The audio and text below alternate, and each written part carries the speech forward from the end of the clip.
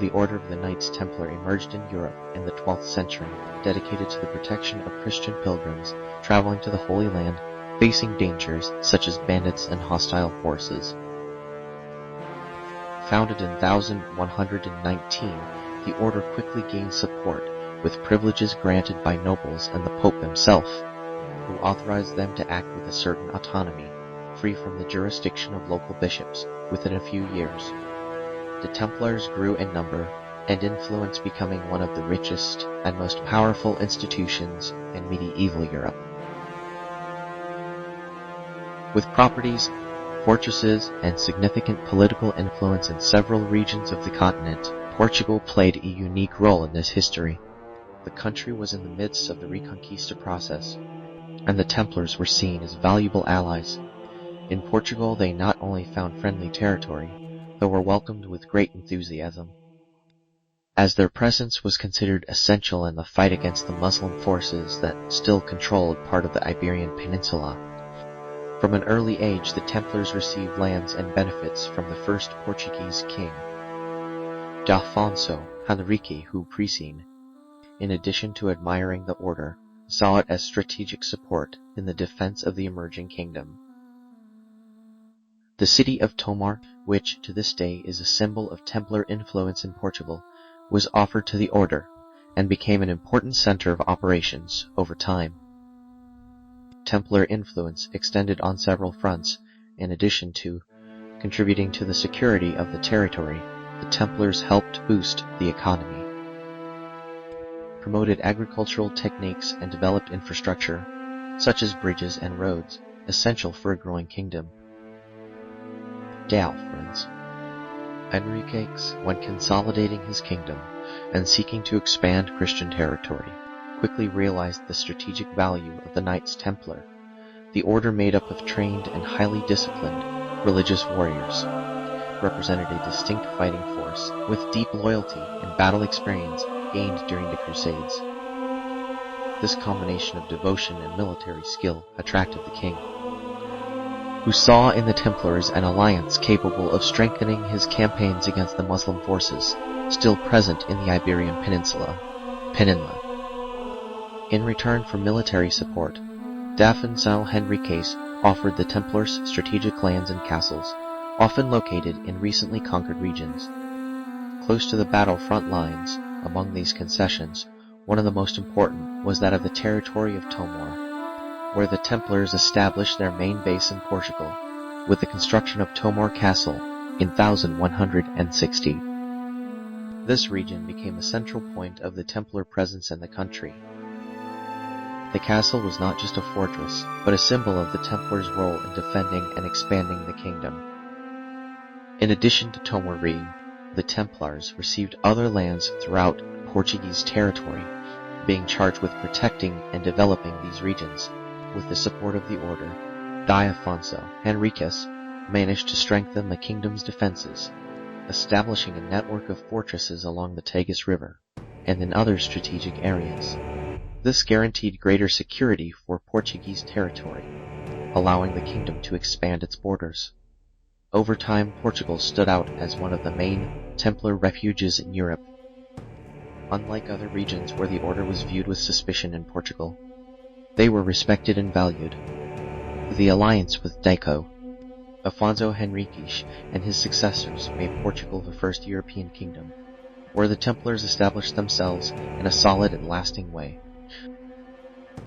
In 1160, Galdem, one of the most illustrious Portuguese knights and member of the Order of the Templars, founded a city of Tomar and the Convent of Christ, profoundly strengthening the Templar presence in Portugal. Galdem had a respectable career. He had fought alongside the Templars in the Holy Land, where he accumulated military experience and deep devotion to the Order's cause. Upon returning to Portugal, he brought with him the spirit and ideals of the Templars, and under his leadership, the Order established a permanent headquarters in the country. The foundation of Tomar was a milestone in Portuguese Templar history, strategically located in the center of Portuguese territory. Close to the Tagus River, the city was planned to be not just a refuge, but a bastion of resistance against Moorish invasions. In the heart of Tomar, the Convent of Christ was initially built as a fortress. Templar, located in the heart of the Convent of Christ in Tomar, is one of the most emblematic and sacred elements of Templar architecture in Portugal. This space, inspired by the Holy Sepulchre in Jerusalem, was much more than a chapel.